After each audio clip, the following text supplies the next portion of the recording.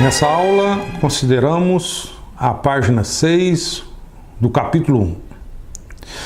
Faremos algumas observações sobre as fórmulas. Primeira delas, na definição de fórmulas da lógica proposicional, temos um procedimento para a construção de fórmulas a partir das fórmulas mais simples, ou seja, a partir dos símbolos proposicionais. Acontece o seguinte, que se a gente der uma olhada nas regras que nos dão tal procedimento, da regra 2 em diante, sempre que é aplicada, aparece um abre parênteses e um fecha parênteses. Ou seja, na construção das fórmulas, sempre que aplicamos regras, o resultado é o aparecimento de símbolos de pontuação, abre parênteses e fecha parênteses. Isso significa o seguinte: se essas regras forem aplicadas repetidamente, inúmeras vezes, o resultado que teremos serão fórmulas longas, com muitos símbolos e com muitos parênteses. E esses parênteses podem nos ajudar, digamos, serem parênteses amigos, ou atrapalhar. Veja um exemplo. Aqui temos uma fórmula longa, com muitos parênteses. Nesse caso, os parênteses ajudam, digamos, são parênteses amigos. Porque, a rigor, quando a gente olha para essa fórmula, eu não sei se ela é uma implicação dessa parte nessa, temos aqui o antecedente aqui o consequente, ou se é uma conjunção desse lado com esse, ou se é uma bimplicação desse lado com esse. Para sabê-lo, precisamos seguir os parênteses. Nesse caso aqui, observe, aqui tem um abre e aqui o fecha parênteses correspondente. Aqui da mesma forma, aqui também e aqui também.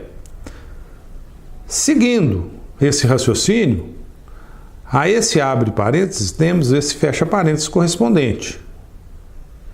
Aqui os correspondentes também. Até que a esse abre parênteses aqui temos esse fecha parênteses. E os parênteses externos. Conclusão, essa é uma fórmula que é uma conjunção desse lado esquerdo com esse lado direito. Não é uma implicação, é uma conjunção. Por isso, nesse caso, dizemos que os parênteses são amigos. Mas olha esse caso aqui agora. Não, P. E um tanto de parênteses. Poderíamos muito bem escrever essa fórmula assim. Daria para entender perfeitamente. Não, P. E essa aqui? Parece que esses dois parênteses externos estão sobrando, não precisa deles. Entenderia perfeitamente se escrevesse essa fórmula desse jeito. Então, nesses dois casos, poderíamos dizer que os parênteses não são tão amigos. Surge então uma questão interessante e importante. Como simplificar as fórmulas? Ou seja, como tirar os parênteses quando eles não forem necessários? É claro que não podemos retirar indiscriminadamente os parênteses das fórmulas.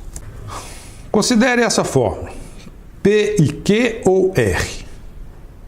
Suponha que a gente retire todos os parênteses. O resultado seria esse. Mas a essa sequência de símbolos, ao colocar os parênteses novamente, poderíamos ter dois resultados diferentes. Esse ou esse. Ou seja, o P conjunção com essa parte, ou um P e Q disjunção com o R. Conclusão. Nesse caso, não podemos retirar os parênteses. Eles são importantes. Isso ocorre também na aritmética. Quando escrevemos 5 mais 2 dividido por 3, isso pode corresponder a essa operação ou a essa. Mas lá da aritmética elementar sabemos que a divisão tem precedência sobre a adição. Então, nesse caso, isso aqui corresponde a isso aqui. Porque essa operação tem precedência sobre essa. Na aritmética, há uma precedência entre as operações. Parece que essa é uma boa ideia a ser copiada no contexto da lógica. Estabelecer uma precedência entre os conectivos. Olha, vamos perseguir essa ideia. Estabelecer uma ordem de precedência entre os conectivos para poder tirar os símbolos de pontuação. Vamos pensar nisso. Antes, veja mais um exemplo. Considere a declaração: Zé comeu o bolo. Está faltando algo nessa declaração. Está faltando a pontuação final. E ela é importante. Porque dependendo da pontuação final que a gente coloca, o sentido dessa declaração muda. Dizer que Zé comeu o bolo, ou dizer Zé comeu o bolo, ou dizer Zé comeu o bolo. Estamos expressando ideias diferentes. Por isso os pontos, no final da declaração são importantes. A pontuação é importante nesse caso. E na lógica? Olha, vamos escrever do lado de cá o que são fórmulas e do lado de lá o que não são fórmulas. A rigor, não P escrito assim não é fórmula. Para ser fórmula tem que ser escrito assim, com símbolos de pontuação. O mesmo ocorre com P implica que. Mas, e essa fórmula aqui? Opa, será que isso é uma fórmula? Não, está faltando símbolo de pontuação.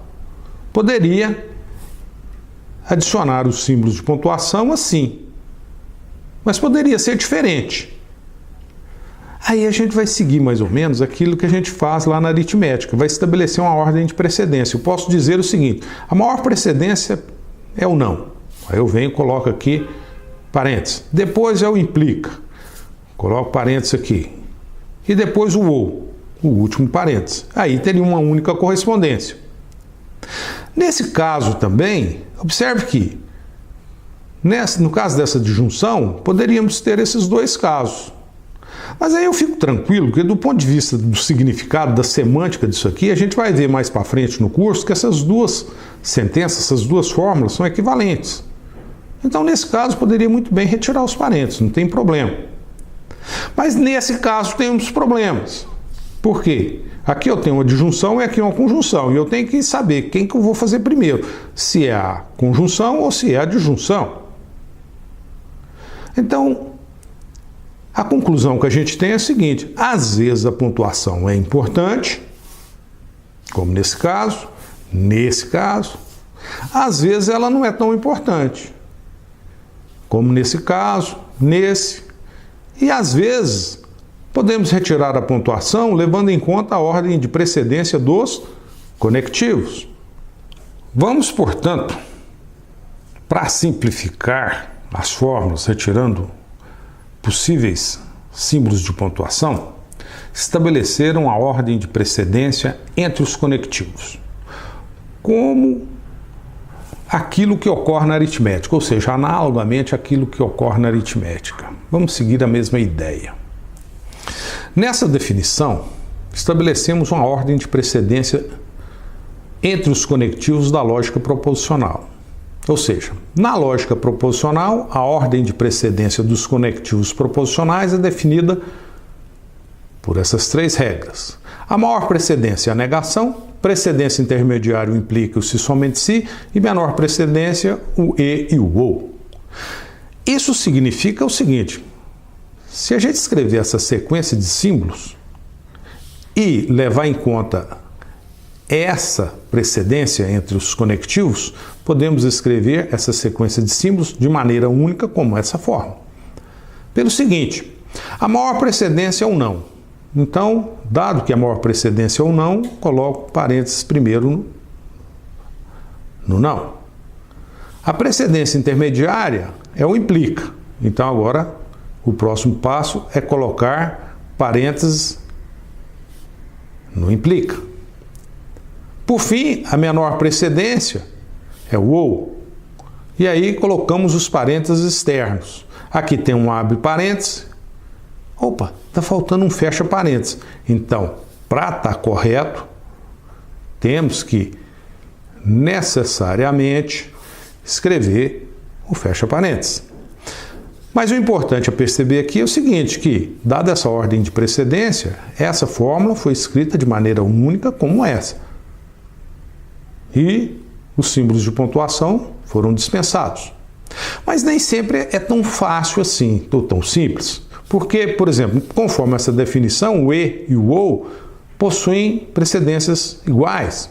E aí, nesse caso, se eu escrever essa sequência de símbolos, ela poderá muito bem corresponder a essas duas possibilidades. Ou seja, a disjunção primeiro, tá certo? Ou a conjunção. Significa o seguinte, nesse caso, é uma disjunção do P com essa parte, ou uma conjunção, no segundo caso, dessa parte com o Q. Temos duas possibilidades, e aí não dá para decidir.